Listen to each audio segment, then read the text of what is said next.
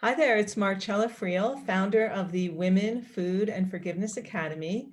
And I'm in conversation today with my dear friend and esteemed colleague, Mary Sheila Gonnella of Occidental Nutrition. And today we're going to talk about ancestral trauma and ancestral healing.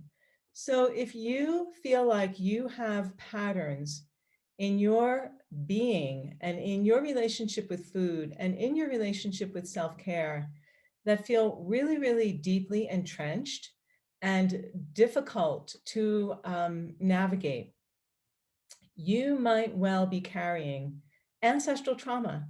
And while that can sound pretty heavy duty, the good news is there's a way to work with that we're going to unpack for you today. So, hey, Mary Sheila. Hey, Marcella. Nice to see you.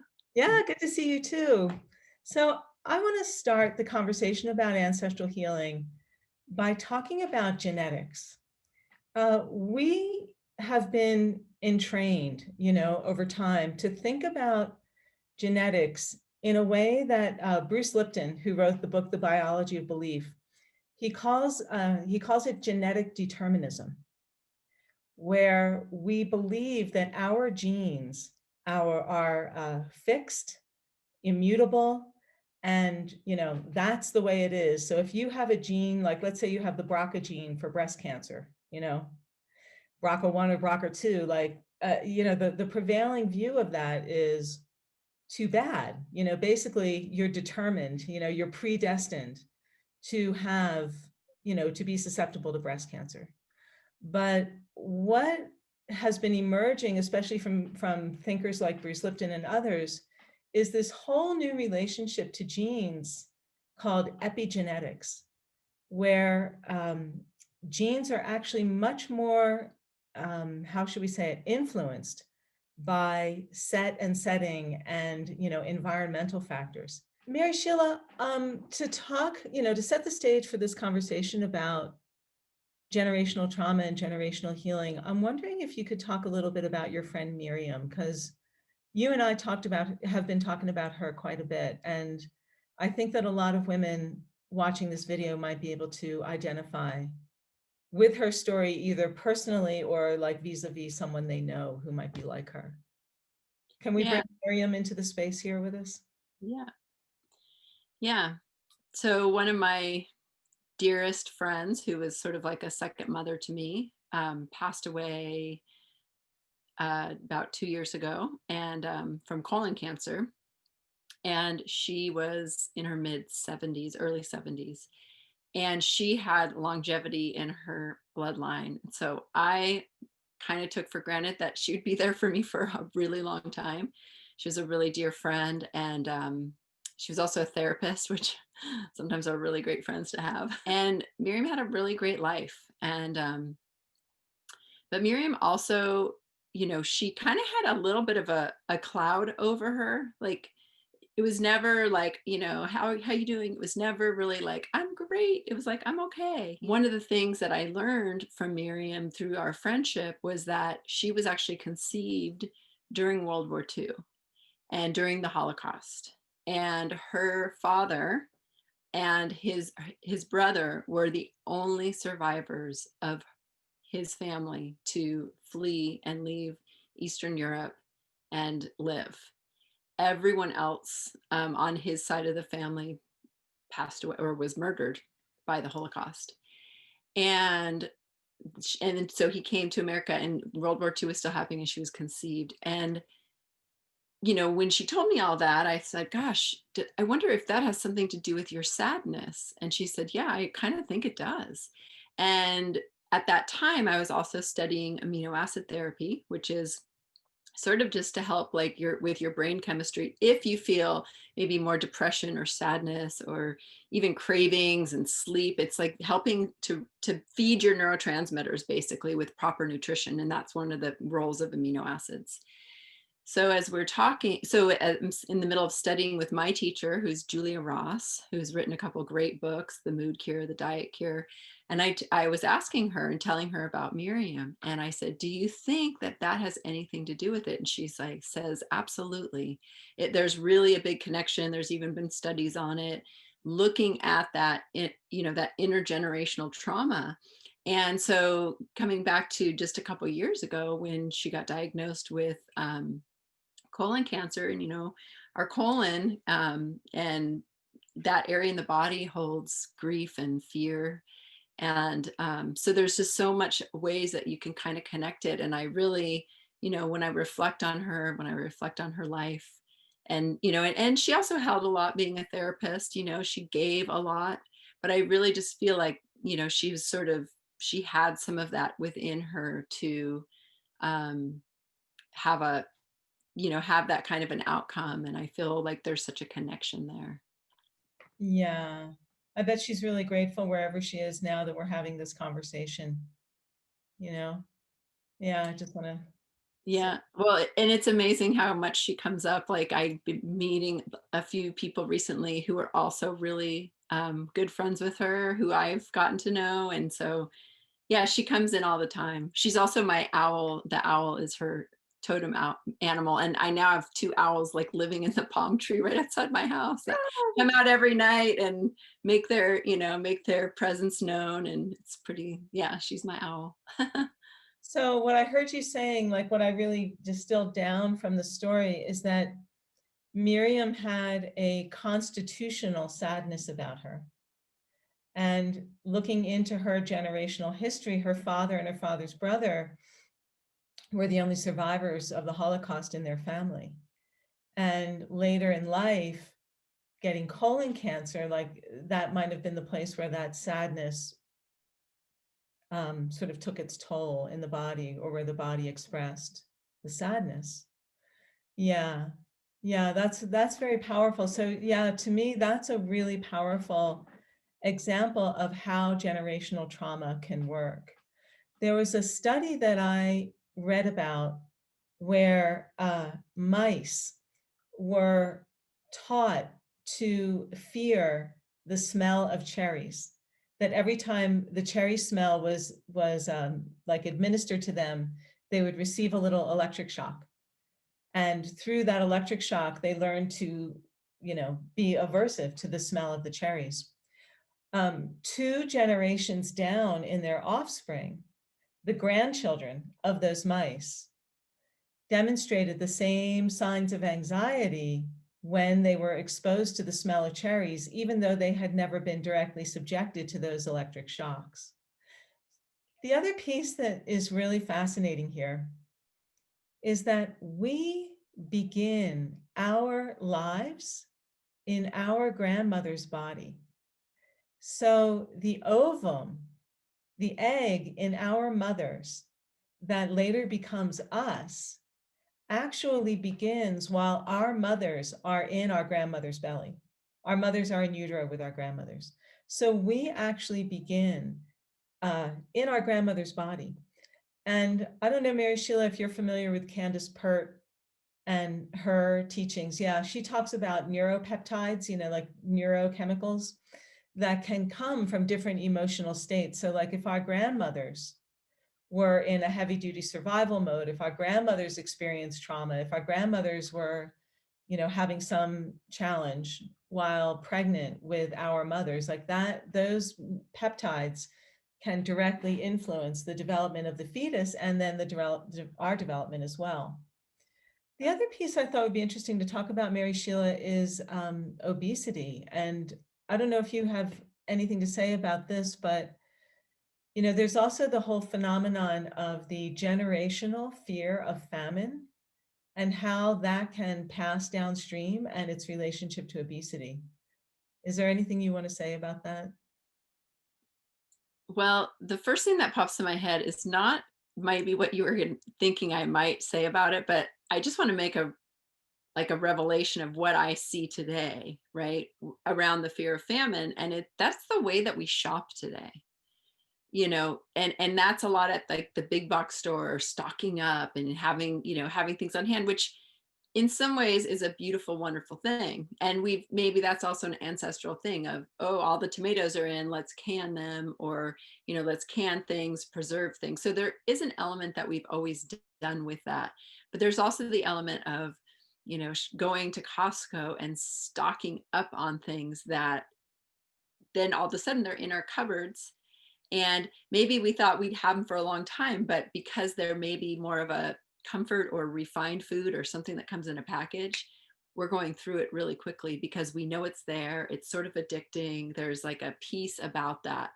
And it's different than, every shopping more frequently, more freshly, at the market where you maybe we know the butcher and we know the grocer and we know where the vegetables are coming from the farm. And do you know what I mean? That's really fascinating, what you just said. And I want to sing back up on that. Back in the 1970s, we were facing a potential food shortage, a national food shortage in the United States. And it had to do with OPEC, the oil producing bloc in the Middle East, and, holding up petroleum and oil. And, our food system is a fossil fuel based food system. And that input was being held up, or the prices were going up. And what happened was Richard Nixon, who was president at the time, went to his agriculture secretary, Earl Butz. And he said to Earl Butz, "We will never have a food shortage in this country. You do whatever you need to do to make sure that food is in continuous abundant supply." And what Earl Butz did was he ramrodded through Congress a whole series of legislation that we now know are government subsidies of big commodity crop producing food corporations, the ones that produce the corn and the soybeans and the wheat and all these big commodity crops. And that was in like the late 1970s. So that was where high fructose corn syrup was created. And it was all, and we can certainly talk about high fructose corn syrup. That might be another conversation. But all these refined products that came out of those big commodity crops, there was that piece. And then those foods were packed in supersized portions, supersized at the fast food, so soda went from like a Coke used to be like 8 ounces and now it's, 64 or whatever it is. So yeah, it's interesting to think about generational fear of famine and how it has resulted in our supersized commodity food system. Yeah. And, that's really interesting. And the other piece it makes me think of is if you think about the intergenerational, I mean, how many of us, probably all of us, grew up being told to eat everything on your plate. And maybe the other half of that sentence was because there's people starving somewhere else. Yeah. And again, the way that we have been told to eat and the whole supersizing and, the USDA recommendations, are those really true for our bodies? Are they really true for our body? I don't think so. And that's, there's so much like, well, I'm supposed to, and I'm supposed to, and like, supposed to be drinking milk with each, all these things that we've been told. Yet what happens if we pay attention and we actually don't eat everything on our plate because we reach our satiation point before all the food is gone, and we actually don't walk away from the meal totally full, have overeaten, and that can, lead to other things. So it really, that whole intergenerational thing of what we've been told, and who we've been told it from and how that was, passed down through the generations. It's like, well, let's step into this time and place today. What do I need? What does my body need now? What do I want to eat? Am I hungry? How hungry am I? What am I hungry for? Which are like my Mary 3 Sheila's favorite. mantra. Yeah. Well, what you're saying about that is like basically we were guilt tripped into overeating. Mm-hmm. Guilt tripped, like, well, there's people starving in Africa, so you should stuff your face. It's like, it makes no sense. It makes no sense at all.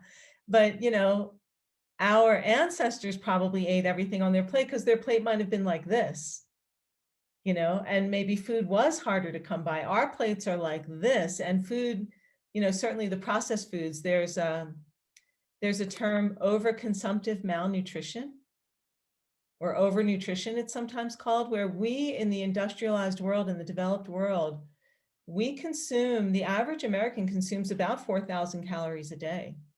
But those calories are so nutritionally bankrupt that despite the fact of consuming all those calories, nutrient-wise, we are malnourished, in terms of like essential fatty acids, in terms of micronutrients, minerals, all of that.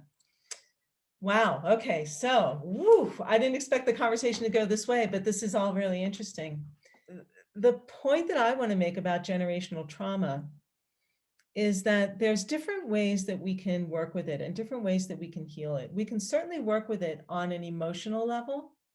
And, Mary Sheila is an Ayurveda practitioner, for those of you who aren't familiar with her work. And Mary Sheila, you have said many times that in Ayurveda, the root of illness is emotional. So we can work with generational trauma on an emotional level. And then we can also work with it on like a lifestyle level or a self-care level. And that's where I want to talk about cooking and preparing ancestral foods, which we'll get into in a second. Generational trauma is kind of like a river that flows down to us, right? It's something that we inherit. It's not something that we have actively participated in, but it is part of our reality. And what we can do is we in this generation can throw a log in that river and we can decide, we can say, that trauma, I am going to divert the stream. That trauma is going to end here. I'm not going to pass this down to my children. And EFT tapping is one of the best ways to work with generational trauma.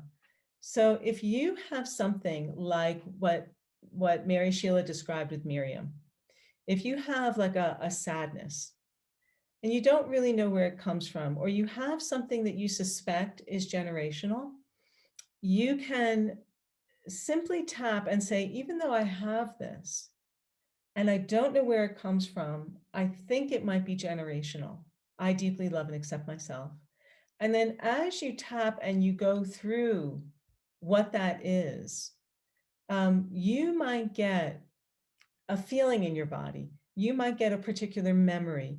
You might hear a little voice of something your mother or grandmother said to you, maybe about your grandmother or what have you. Like pieces of the mystery might start coming in. So you can just simply, or not. The interesting thing about trauma is that we don't necessarily have to know all the details about it and where it came from in order to heal it.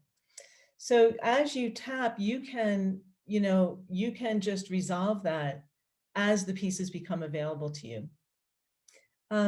That's one very, very powerful way to work with generational trauma. The other one is actually to honor your ancestors. And there's a beautiful way that you can do that ritually through cooking ancestral foods.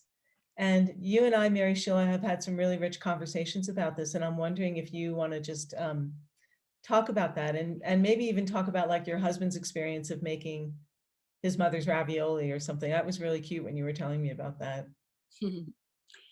Yeah, I mean, again, I think you brought up the 1970s before, and that was really the time of more fast food, convenient foods that came forward. And, a lot of moms and dads kind of gravitated towards that because life was kind of ramping up and being busier. And, wow, you could just pop this TV dinner in the microwave and serve dinner after a full day of work, right? So in some ways we may have lost what our ancestral foods are, and plus from being from Americans, we might have lost that anyway just in coming over to this country, our ancestors. But what so one of the questions is like, what are some of the ancestral foods, even just the foods you grew up with that were home cooked from scratch? Mm. And then if you don't have even any of those, which maybe you have some variety of that, what about other foods that run in your lineage, in your culture, right? So Italian, the raviolis. Yeah, so my husband, every Thanksgiving, I don't know if he's going to do it this year, but every Thanksgiving and Christmas, he makes his mom's raviolis. and he's altered it a little, and he has this really cool rolling pin that he uses, that she used, and we actually have her old ravioli table. But he gets really into it, and my daughter makes them with him now, and he makes the dough from scratch. And you know, can raviolis be healthy? Sure. Do they have gluten in them? And a lot of people can't do gluten, whatever. But like, it's so different when you make something from scratch. You make something from scratch. It takes like all day to make raviolis, or your own pasta noodles for that matter, right? Which is kind of similar.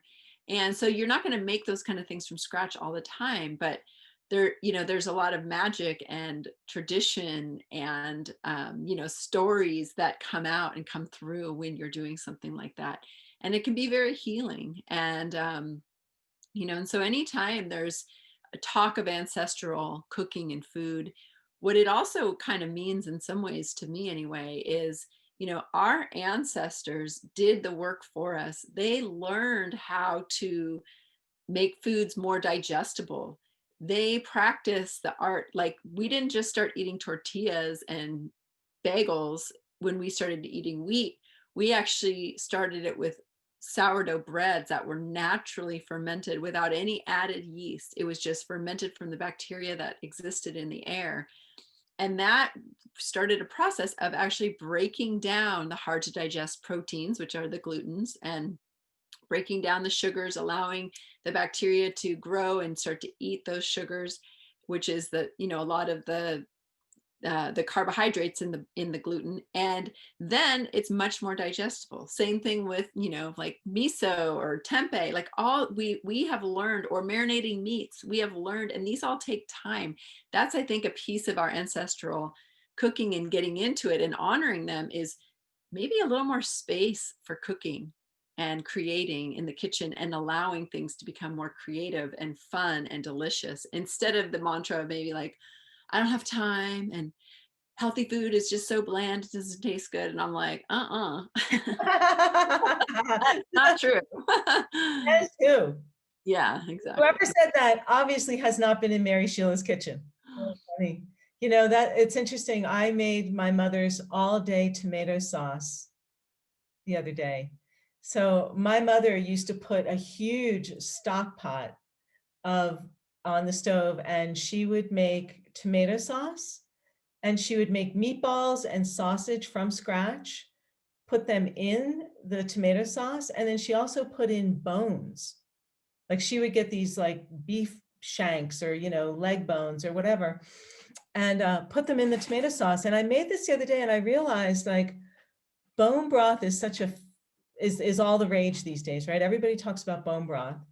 And one of the pieces that makes something a bone broth versus just a regular broth is that acid that we usually put in, like a splash of vinegar, right? And that helps to draw the minerals out of the bones in the bone broth. My mother was making bone broth ahead of her time, because the acid from the tomatoes was drawing out those minerals. After the sauce was cooked, not only did I have meatballs and sausage, but I had this wonderful bone marrow. She used to give it to the dog, but now, now I'm Yeah. eating it. So the whole thing about ancestral cooking that I'm hearing from you, and from my own experience, Mary Sheila, is that, cooking the way our ancestors did, it was a slower process. It was from scratch. Sometimes, what did we say? Scratch and batch. Like, sometimes it's from scratch, and it's also, batch cooking, because you might have, like in my mother's case, she had a whole bunch of tomatoes from the garden that had to be processed very quickly. So she would make this broth, this sauce rather, and then,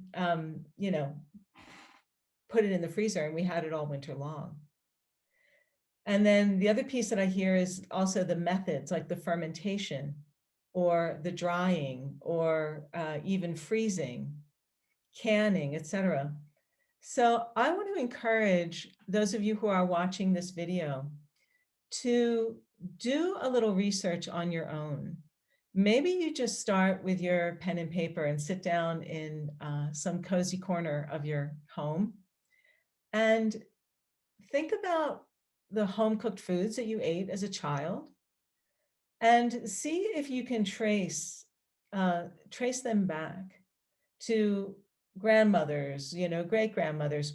If you were raised on the processed foods that we've been talking about, then maybe do a little research. You could ask if your relatives are still alive, ask your cousins, ask your aunts, ask your grandparents if they're still around, like what did they eat as children? Or just do some research on the web, like what did your ethnicity, people of your ethnicity eat, say 100 years ago? And try your hand at making some of those foods, like set a day aside and make it a sacred, special honoring of the ancestors, and make it an intentional act of diverting the ancestral stream, especially if there was trauma in that stream. And the last thing I want to say about this is you can culminate your ancestor cooking by creating like a little altar, a little candle, a picture of your relatives. And just when you're ready to eat the food, take a little plate and put just a little bit of tiny portions of the food on and just put it in front of their picture with a little, a little gesture of appreciation, because the truth is, no matter what our ancestors experienced, we do, and no matter what trauma was passed down to us, we have a debt of gratitude to them because we're here. We're here because of them. Yeah. So I think that's all I've got to say, Mary Sheila. Is there anything else you want to add to that? It just reminds me of one other thing that it's just happened over the weekend. And, you know, my husband likes to, he loves to cook. He's Italian too, like you, Marcella. And we used to have a restaurant. So he loves cooking. He loves to watch cooking shows and things like that. And he was watching a chef make some things and I caught wind of it. And I like to cook whole chickens. And, I have a problem. I mean, I didn't learn how to cook whole chickens from anybody. I kind of had to figure it out. I've read a few cookbooks. So I watched this chef's technique and I was like, oh my gosh. And so on Saturday, I made this chicken, and usually when I cook the chicken, the breasts are really dry, so it's a struggle. And it was so good. It was so flavorful. And so it's like there's so many ways that we can learn. This chef likely has been masterly trained, and maybe also grew up in a house that he had his, mothers and aunties and grandmothers teaching him, and then he went to school. So it's okay if you are at square one, or if you're already feel like you're a good rock star cook. There's always more to learn. And so I was so excited and I made it, and it was like the best chicken. And of course my chef husband is very sweet and kind when I cook, but he'll give me honest feedback and critique. And he was like, this is the best chicken you have ever cooked. And I was like, oh. So like it's a process, it's a journey. Like be guided by your taste buds, make it fun, make it delicious, because that's really how it should be. It's like fun, delicious, and nutritious, right? And yeah, you're going to spend a little time and energy and money buying the food and time in your kitchen, but like you want it to be good, so it's worth it. What you're saying reminds me that traditions can be updated. Yes. So, there might be ingredients that our ancestors used in their cooking that either we don't want to use anymore, or they're not available, or they're really expensive, or whatever. But that's where tradition can be adapted. Yeah.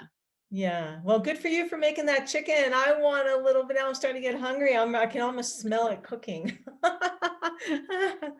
All right. Well, let us know how it goes with your journey of ancestral healing.